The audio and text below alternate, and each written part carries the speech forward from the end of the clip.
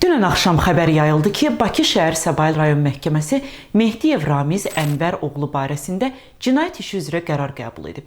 Qərara əsasən məhkəmə xüsusilə ağır cinayət əməllərinə görə cinayət məsuliyyətinə cəlb edilmiş Ramiz Mehdiyev barədə verilmiş vəsatəti təmin edib, 4 ay müddətinə ev dustaqlığı qəti imkan tədbiri seçib. Ramiz Mehdiyev dövlət hakimiyyətini ələ keçirməyə yönələn əməllər, dövlətə xəyanət və cinayət yolu ilə əldə edilmiş əmlakı leqallaşdırma maddələri ilə ittiham olunur. Əməliyyatın DTX tərəfindən keçirildiyi bildirilir. Ramiz Mehdiyev 1995-2019-cu illərdə Azərbaycan Respublikası Prezidenti Administrasiyasının rəhbəri, 2019-22-ci illərdə Azərbaycan Milli Elmlər Akademiyasının prezidenti olub. Ramiz Mehdiyev bu illər ərzində Heydər Əliyev ordenindən tutmuş, Şərəf ordeninə qədər bir neçə medala layiq görülüb. Onun barəsində həbs qərarının verilməsi isə xeyli müzakirələrə səbəb oldu. Bugün yerli medianın, müstəqil siyasətçilərin, hüquqşünas və aktivistlərin bu barədə fikirlərini sizə təqdim edirik.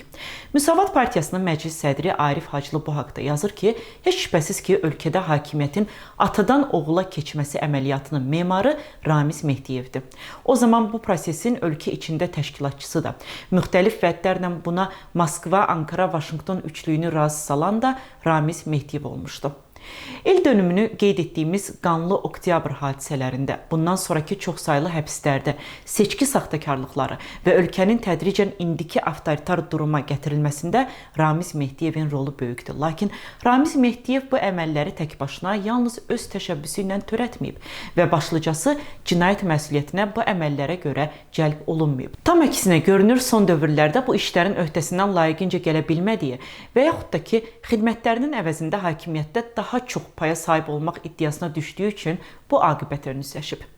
Jurnalist Mustafa Hacıbəyli isə düşünür ki, Ramiz Mehdiyevə qarşı irəli sürüldüyü bildirilən hakimiyyəti zorla ələ keçirmə ittihamı heç inandırıcı deyil. Birincisi, 87 yaşlı adamın hakimiyyət nəyinə lazımdır? İkincisi, Mustafa Hacıbəyli sual edir ki, Ramiz Mehdiyev o qədər ağılsızdır ki, Əliyev hakimiyyətinin qılıncının dalı da qabağı da kəsdiyi bir vaxtda hakimiyyəti zorla ələ keçirməyə girişsin. Daha çox bu şantaja oxşayır. Bütün köhnə oliqarxların varidatı əlindən alınıb, bircə Ramiz Mehdiyev qalıb. Hüquqşünas vəkil Aslan İsmailov isə yazır ki, əminəm ki, bu gecə ölkədə pul, vəzifə sahiblərinin yarısı yatmayıb.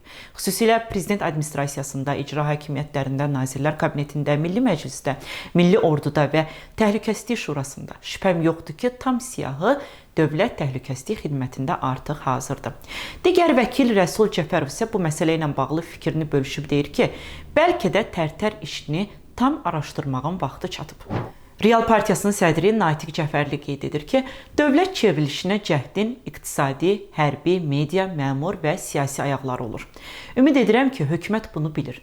Mehdiyevə belə ağır ittihamlar verilibsə, mütləq bu ayaqlar Azərbaycandakı xırda, şimaldakı isə iri başa xidmət edən qulbeçələr üzə çıxacaq. Bu belə olmasa, çox qeyri-ciddi şərait yaranacaq, dövlət adlanan institutda xələl gələcək.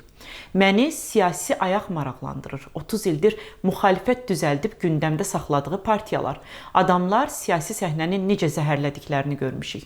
Bu xidmətçilər mütləq üzə çıxmalıdırlar. Onların Azərbaycana vurduqları ziyan bu hökumətin gətirdiyi bəlalardan heç də az olmayıb. Natiq Cəfərli deyir ki, illərdir sifarişlə rol alıb oynayıblar, bu oyunlar bitməlidir. Siyasətçi Elman Fəttah isə hesab edir ki, Ramiz Mehdiyevin həbsi Azərbaycan avtoritar sisteminin öz-özü ilə hesablaşmasıdır. Bir zamanlar rejimin ideoloji memarı və institusional ağlı sayılan Mehdiyev indi özünün qurduğu sistemin qurbanına çevrilib. Bu, sistemin öz legitimlik sütunlarını rəndələmə prosesidir. Həm Sovet dövründə, həm müstəqillik dövründə ölkəmizin inkişafına böyük töhfələr vermişsiniz. Deputat Vahid Əhmədov teleqrafa açıqlamasında bildirib ki, belə bir yüksək rangda dövlət məmurunun belə bir addım atması həm də qeyri-etikdir. Bu, millətə, dövlətçiliyə yaraşmayan hərəkətdir. Eyni zamanda bu, dövlət başçısına qarşı atılan addımdır.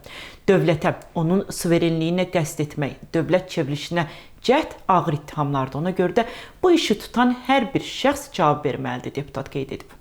Yerli media yazır ki, digər ölkələrin xüsusi xidmət orqanları ilə əməkdaşlıqda son dönəmlərdə digər adlar da sadalanır.